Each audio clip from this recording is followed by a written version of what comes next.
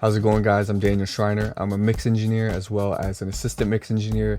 Today, I'm going to show you guys how I prep sessions in Pro Tools for mixing.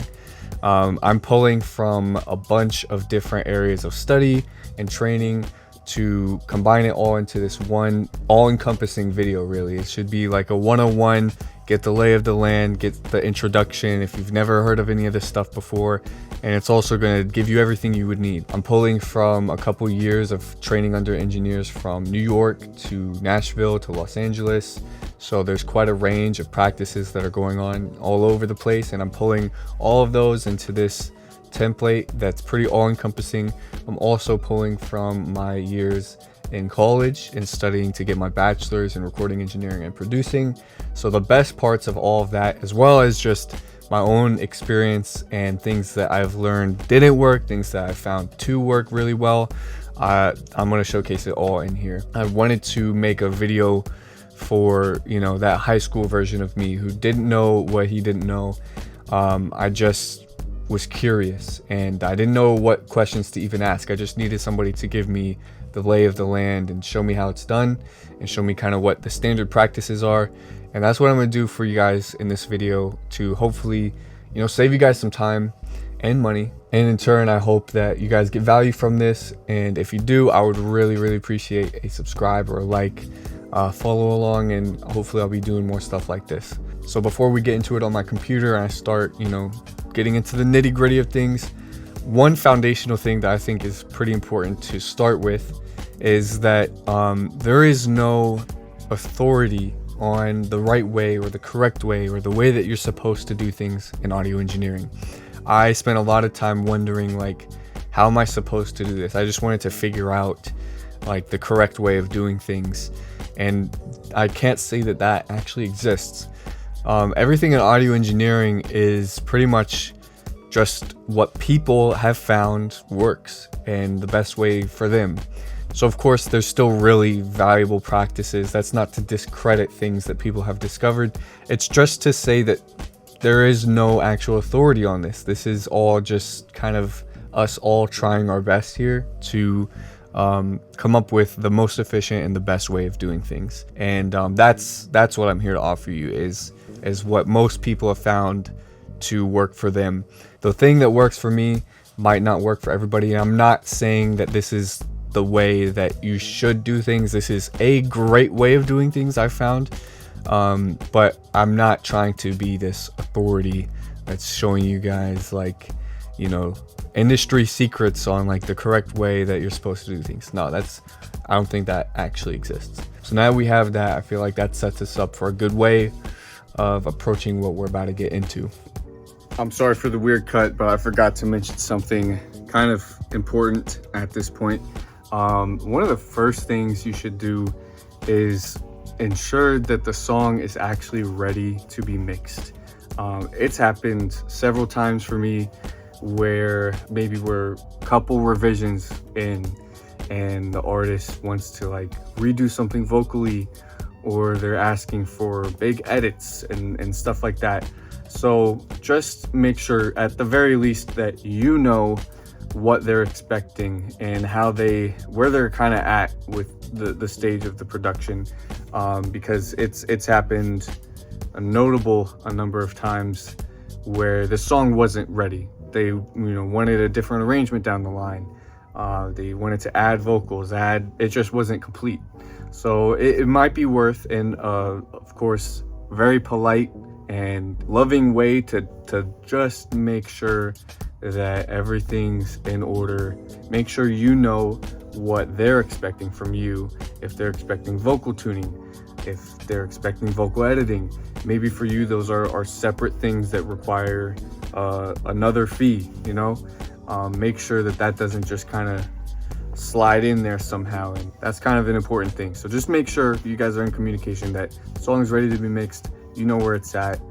There's not going to be an unexpected thing, because that can just cause friction, that can cause frustration, and none of that's helpful for a client relationship. You know what I mean? It's not going to help. So when it comes to getting files from a client, again, I was always wondering, like, what's the way that people in the industry do it? What's the one, thing that they've discovered? What's the platform they use? I always thought that it was a secret, that again, it's not really there. The way that people in the industry do things is by remaining fluid for whatever the client is able to do, whether that's Dropbox, WeTransfer, Google Drive.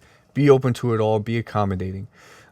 If possible, I think the best practice is to get the DAW session, and then you can go in and manually choose as the mixer what plugins you're going to keep, what plugins you're going to remove, and you can pick off where the production left off instead of starting all over, or work with a track that maybe has something unwanted printed into it. So that's definitely the best practice. I think most of the time it's really common for a client to just send you track outs. So here we're working with dry track outs.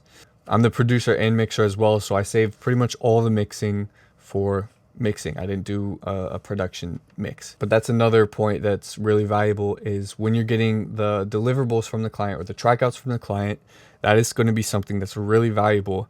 Getting a demo mix or a producer mix or a reference mix, whatever you want to call it, just whatever is the latest approved mix. That's going to do several things. One, you'll be able to compare the trackouts that you received against the demo mix and see if you're missing anything. And I will say, especially as an assistant and when I'm getting files on my own, it is very common for things to go wrong in the trackout delivery stage. Incredibly common. I would say like 1 out of 3 times there's a file that is just blank, or vocals that were grouped together unintentionally. Plenty of stuff can go wrong in the trackout delivery. So, just listen to it, go through your files, and make sure you have everything according to the latest approved mix. And again, that's valuable for other mixing related reasons, on hearing the client's vision and everything, but this is more about the technical stuff. So get all that stuff that you can. Once you have that, the first thing that I'm going to do is use this program called Stereo Monoizer. And this is going to, it's going to monoize stereo files. So a lot of times in trackouts, you'll get a vocal, which is just, one mono track that's it's a stereo file. And that just can complicate things unnecessarily when it comes to panning. And yeah, it's just kind of annoying, honestly.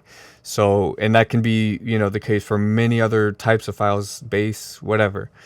So as much as possible, I'm going to want to make mono files mono. So this is what we're going to do. Just drag it in here. We're going to hit analyze. The way that I found is just easiest is to just overwrite the files and process them. There we go. Boom. Now these files are stereo monoized and ready to be dragged in. Next thing I'm going to talk about is folder structure. The way that I do it is I have a Pro Tools Sessions folder that then breaks up into client folders, and then there's other types of Pro Tools sessions, sessions for myself personally, sessions that I'm assisting on, just can kind of help break those up. But the clients folder, and then I have a folder for each client, and then within each client's folder, maybe it's an album, I'll put tracks in an album folder, and if it's a single, I'll have the singles individually in the client folder. And I'll show you guys that once we get to there. When it comes to naming conventions, that's something that is really valuable to me. It's something that's helped me stay organized. So my naming conventions for creating a session are like this: RM, or just the artist name or their initial, underscore the song name. I'm going to do an underscore, do my initials, so DS Mix, do another underscore R0. That stands for revision 0. The R system is just a superior system to the version system, and it looks more professional. Okay. All right. So I'm back because I forgot to explain why we're doing this naming convention this way. So One, the including your initials, that's just for being able to recognize that this mix is your version of the mix. There could be other people giving their shot at a mix. You just want to be able to identify that this is your mix. And then the R system. So this is how it's going to go. You're going to create R0 and you're going to name your bounce or your print exactly as the session's named. You're going to send them R0, they're going to send their revisions, and then you're going to open R0 session, and then you're going to hit save as R1. You know, you're going to keep the name, everything, just instead of R0, R1. Do your revision, send it to them as R1, and so on and so forth. And that's how the cycle is going to go on, so that you can go back if the client's like, hey, I like the thing from R3, or hey, I like the thing from R1. You'll be able to go back and revert to how things were. That happens all the time. I've had plenty of people ask me to go back to a previous version. So you want to be able to offer that service to the client. And that's how you can do it. And that's going to be it. And then we'll create that. And then you guys can't see this, but I'm saving that session into the client folder. Okay, as the session's being created, something that I may do is just type stereo monoized to indicate that the track outs have been processed. All right, now that we have the session created, I'm going to drag the track outs into the Pro Tools session folder. And that's going to help me stay organized and really never lose track of it. Now, importing the files can be done several ways. You can go into Pro Tools, hit File, Import Audio, and then select your files. I have found that it's just easier to select all of the files. I'm going to hit Alt while I drag them over.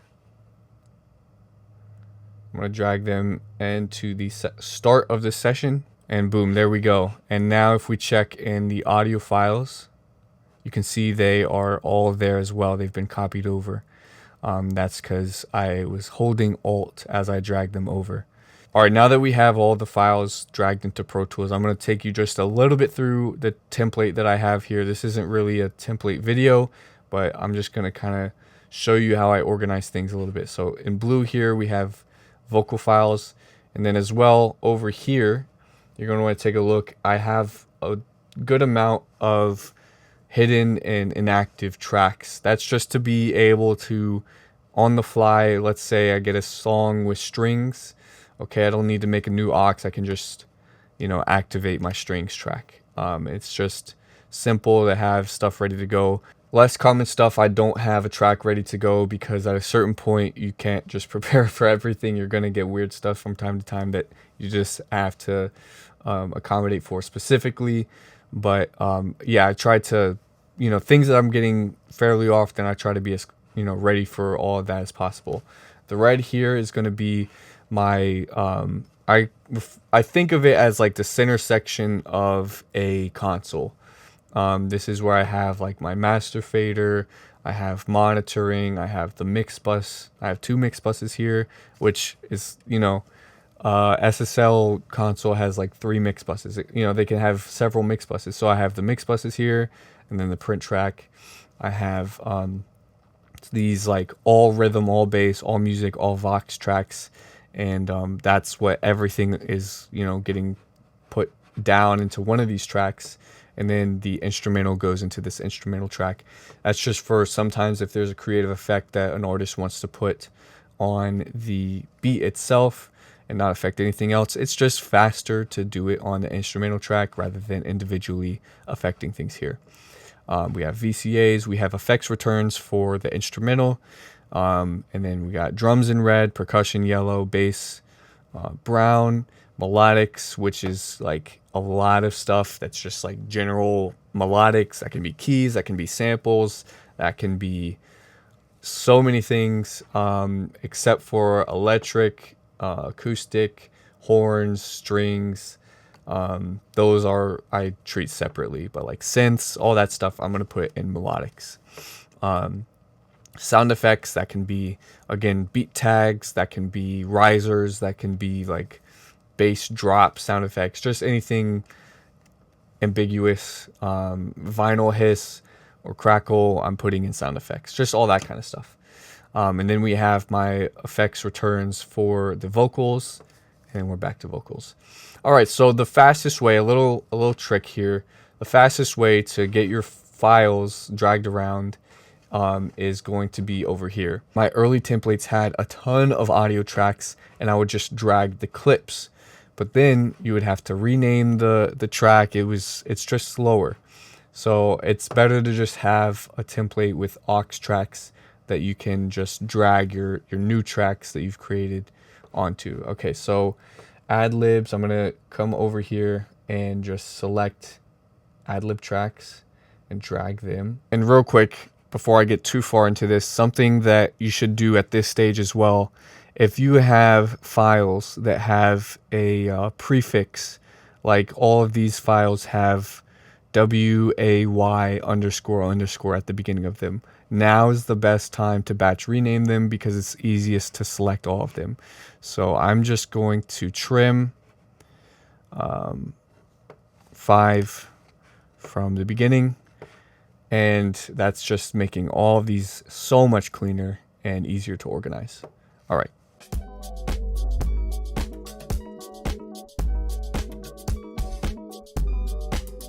All right, so now I'm gonna go through, and any auxes that I'm not using, I'm gonna just hide and make inactive. No acoustics in this, so hide, make inactive. No sound effects, hide, make inactive. Demo mix would go here. It's muted. And then I'm going to select all of these, color them first, deselect the aux, and then hit Shift Alt or Shift Option, and I'm going to type the aux track that I'm routing it to. Another thing that might be good to do at this stage is kind of just ordering the tracks how you want them to go.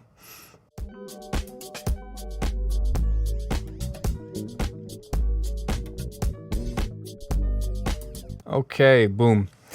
Something that I was thinking as I was doing that, oh, I missed something. But something that I was thinking as I was doing that is how I also back in the day just didn't realize that every song that's mixed needs to go through this. Every song needs to be prepped. You know, when you watch mix tutorials, you always see them in their mix session, and I was like, how did it get to be at that point? You know, because I was coming mostly from production where you made the session yourself, so I didn't know how to connect those dots. But yeah, no, this is how every session is going to need to be prepped at some point, either by an assistant or by yourself.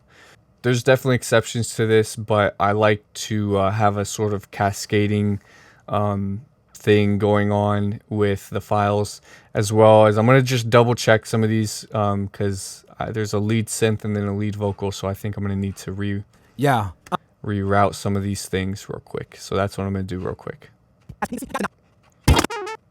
Just making sure that everything is where it's supposed to be. All right, so everything's looking pretty good at this point. Everything's color coded. That's an important thing. They're cascading, and you know, so the time is kind of it's gonna help if I go to the mix window. If I know where I'm at, I know like things that happened earlier are just gonna be more left. You know, it's just something so that it's not all random. Okay, just as long as it's organized, it's better than nothing. And again, this isn't how all engineers are going to ask you to prep their sessions. I prep my sessions differently than the way I prep sessions for who I assist. Again, it's just a lot of preference, but you know, I'm showing you guys how I do it. This works. Something I really like to do as well is go through. At this stage, this is what I would do. I'm going to come through and I'll just start in the guitars. I'm going to hit Command U, and that's going to bring up the strip silence tool.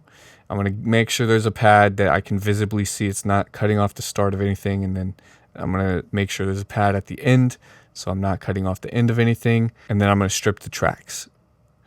And then you can hit P and semicolon to go up and down tracks. And so you can I'm going to hit P and then strip the track. Make sure that everything's looking good.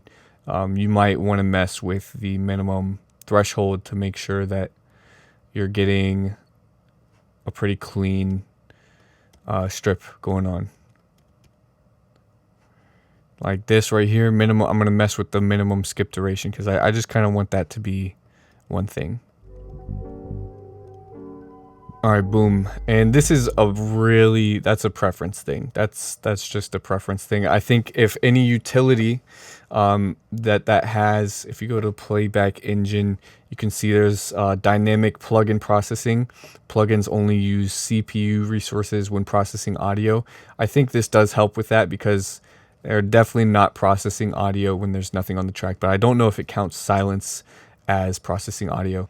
So yeah, doing that just kind of helps me declutter the session in my mind. It makes things feel a little bit more in their corner, you know, organized. I know when this track is happening. It's very obvious to me that there's nothing happening earlier. So that's just something that helps me mentally with this session. Next thing I'm going to do is I'm going to get the key and the tempo of the track. So for that, we can use two tools. I've found that Auto Key does not do the best job at finding the key, believe it or not. This plugin right here, it's not my preference. Key Finder is a much better tool, much more reliable. You know, this hasn't steered me wrong. Auto Key has gotten the key wrong several times. So I'm going to play through. Question my complexion, second guessing my connection, even family on occasion, as for my identification. Okay, E flat minor. So now that we have that, I'm going to write that right here.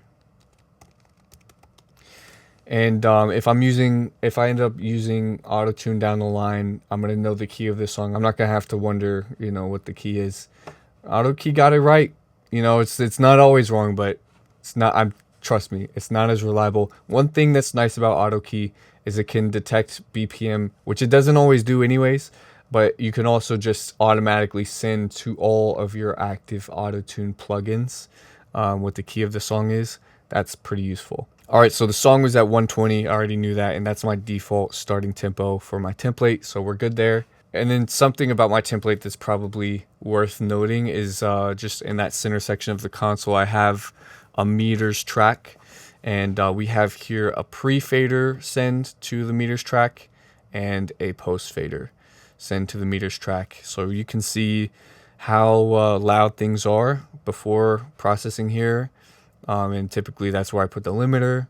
Always, actually, that's where I put the limiter. So it just can be a helpful tool. So there's no output. It's just a way of being able to, you know, get information about your track without having it go anywhere. So after that, I'm going to listen through the entire song and drop markers. I don't have a full keypad, so the shortcut, if you have a full keypad, would just be to hit the enter key on the numeric keypad.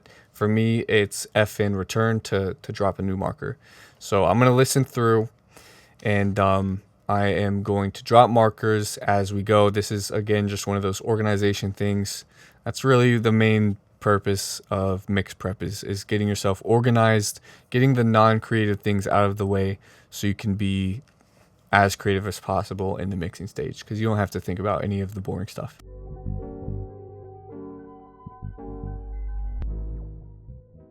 Okay, all right, and then I in my template have in and out markers, so I'm just gonna drag this to the absolute out point of the song, the very end. And then whenever I do a bounce or something like that, I'm going to select the in, hit shift, select out, and now I have the whole song selected.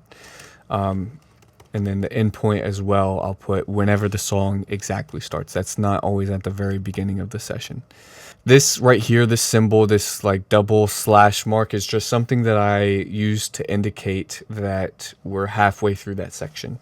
I don't always know how to identify what that section of the song might be. I, of course, produce this, so I know the structure, but often when I'm assisting, I'll just put a marker, something like that, just to indicate that there is a new section. That's more helpful than nothing. Again, these vocals aren't final, so there is just a lot going on in the vocals that I'm not going to worry about because this is just for demonstration purposes. So now that we have that, really the only other thing that I would do before actually mixing this would be vocal tuning. Vocal tuning is something that I like to do before I mix.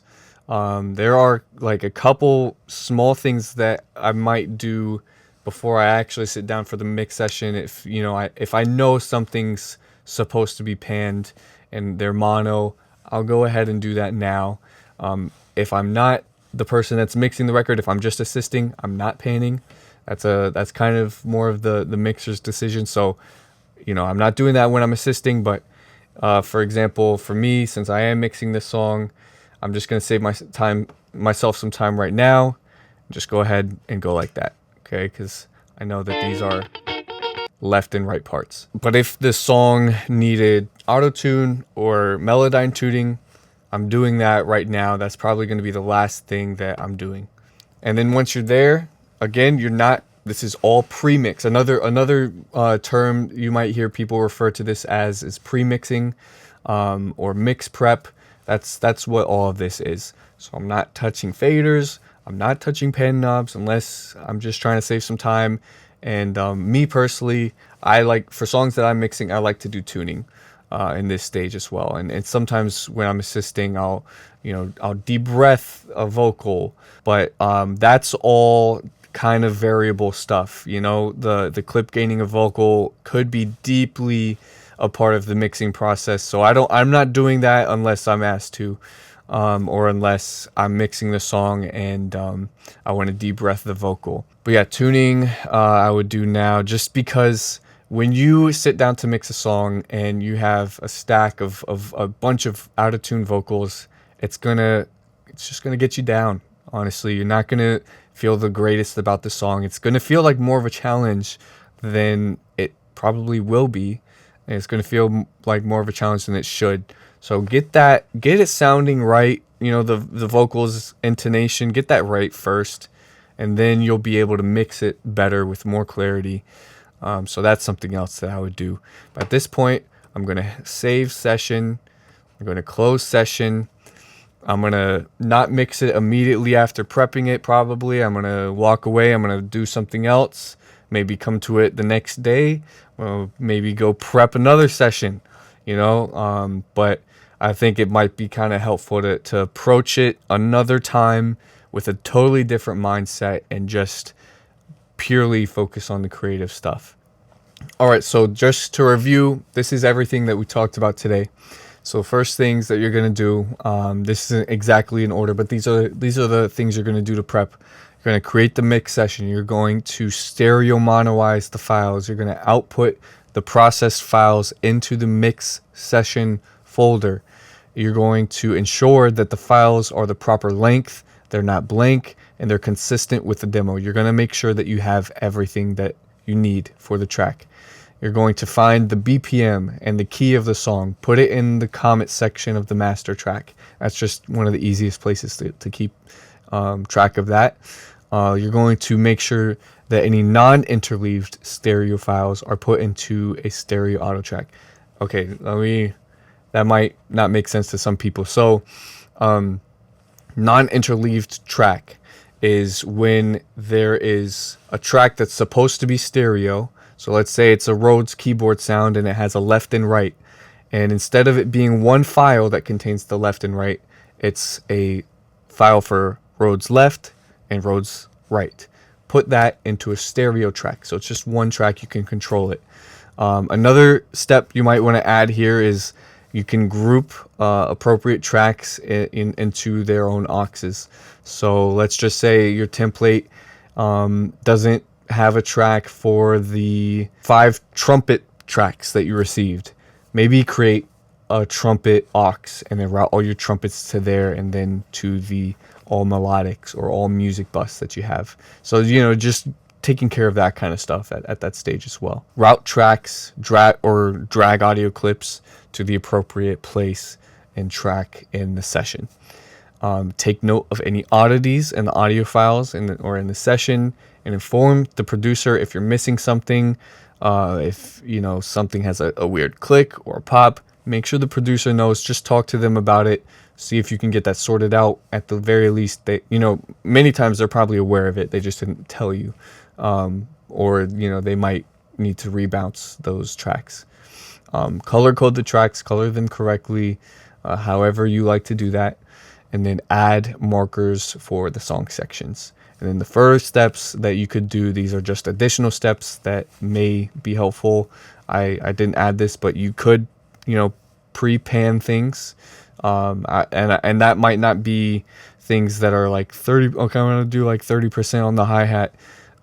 That's things that need to be hard panned. That could be something you do here as well. Tuning vocals could be something you do here as well. Editing out breaths and adding fades could be something you do here as well. Again, that's all just kind of subjective. And then finally, you're going to ensure the mix folder has the proper files and everything you need, and ensuring that you're following the desired naming conventions for either yourself or whoever you're working for. So that's everything that you should need to know about prepping mix sessions. It's a necessary step, something that I found can help your mix process if you just treat this as a separate stage, and do this, take a break, come back, and then mix it.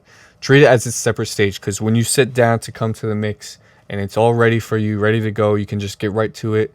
It's helpful to be more creative. It just helps your brain somehow. So I would highly recommend you do it that way.